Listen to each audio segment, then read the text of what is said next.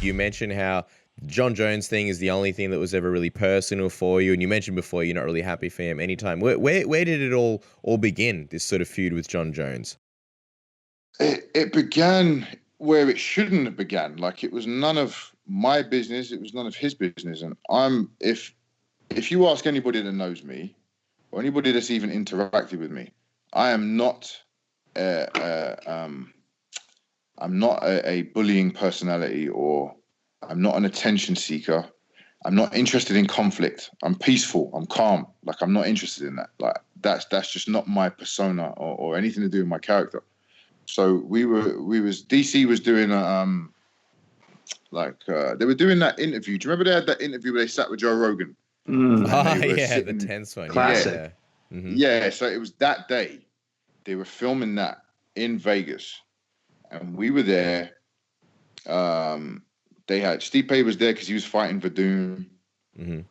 Somebody else was there. I can't remember. But it was that whole Unbreakable press conference thing. So we were there, and I was eating food, and they had the interview. And this is the first time I've met Jon or interacted with him. And I'm watching him on this interview, and I was like, do you know what? He doesn't seem like a bad guy. I think people have got him wrong. He's misunderstood. So I was mindful of the guy's persona on camera, thinking that's who he is in real life, you know? Nothing's going to change. Literally, no word of a lie, no exaggeration. As soon as that camera went off, the guy he was vile. That's the best word I got. He was vile. The stuff that was coming out of his mouth to DC, it wasn't to me. To DC was vile. You don't talk to people like that. And that just immediately, I was like, oh, wow, I was surprised. I was like, oh, wow. Can you really go from that? How do you go from being so nice to being just disgusting? Like, you don't say, there's certain things you just don't say. And you especially when you're that high up, why would you want people to perceive you that way? And I mean, his actions time and time again have proven the type of person he is. But if for some reason he just gets let off, I don't get it. You don't get away with stuff like that in real life, you know. And anyway, we went out. We left into the car park and was going to get in the car. And he literally, him and his manager, followed us out the door. And I'm quiet. I don't get involved in other people's beef. That was DC's beef. Like, that's his thing. He's the one fighting him. I'm just a training partner. It's nothing to do with me. And we all get in the car. I go to get in the car, and his attention became on me. And he was just calling me he was like, you're a big bitch, and your muscle don't mean shit. And so you didn't say anything to him, dude. I never said nothing to him. I never said a single word. I didn't even look at the guy. It's just I was getting it. It's when my back was turned, I got in the car, and he's like, I could fuck you up. And I just said, you know what?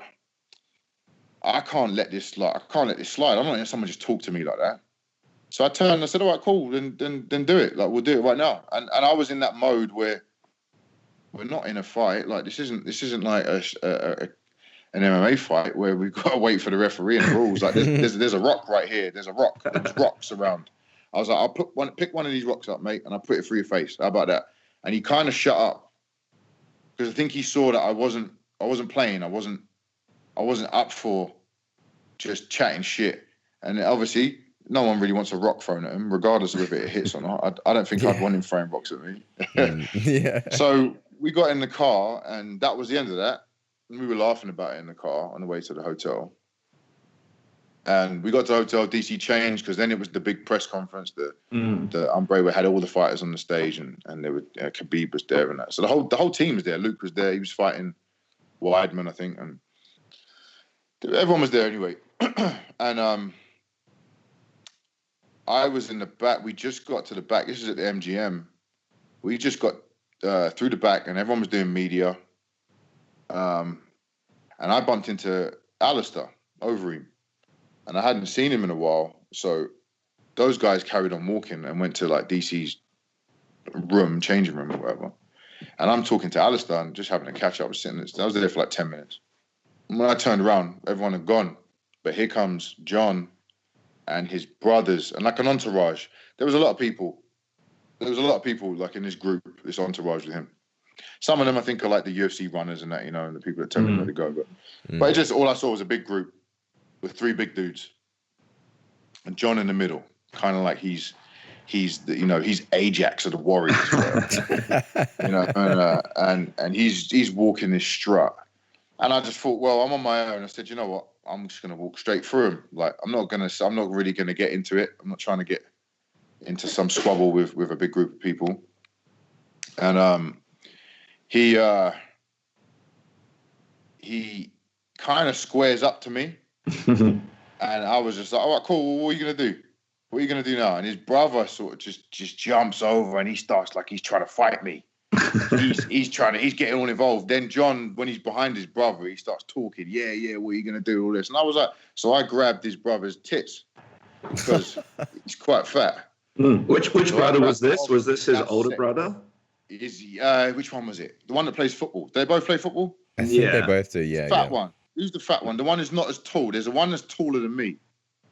Oh, okay. I think I got you. Yep. Yeah, but then there's a shorter one who's fat.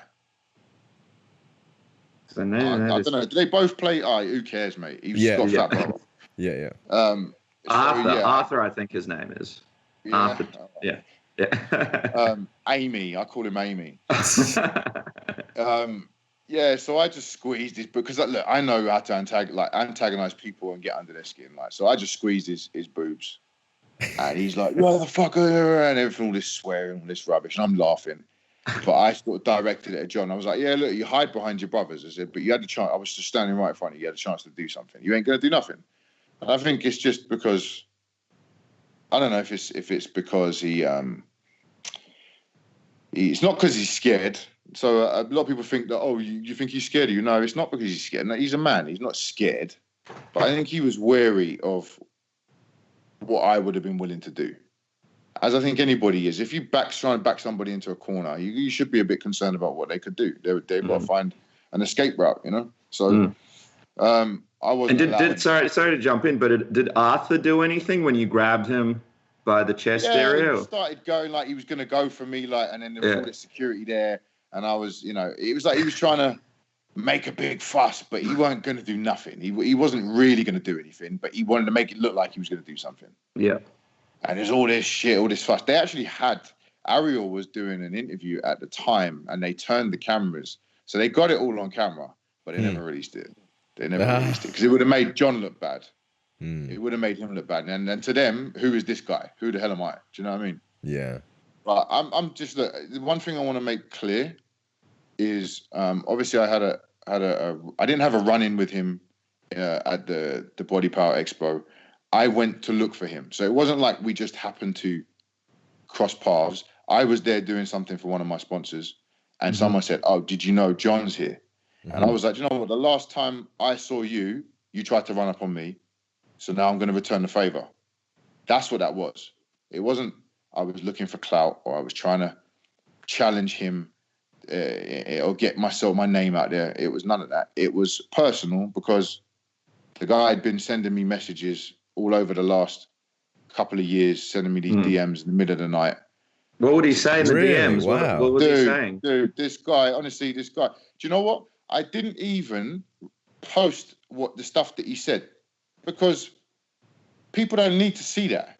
People don't need to see how disgusting he is. They should. If people can't see it without me posting Twitter messages and stuff like that, then you know what? You deserve to have him as your idol and as your champion because you're blind. So this was unprovoked? He just started DMing you? Dude, 4 a.m, I'll just start getting long fucking messages.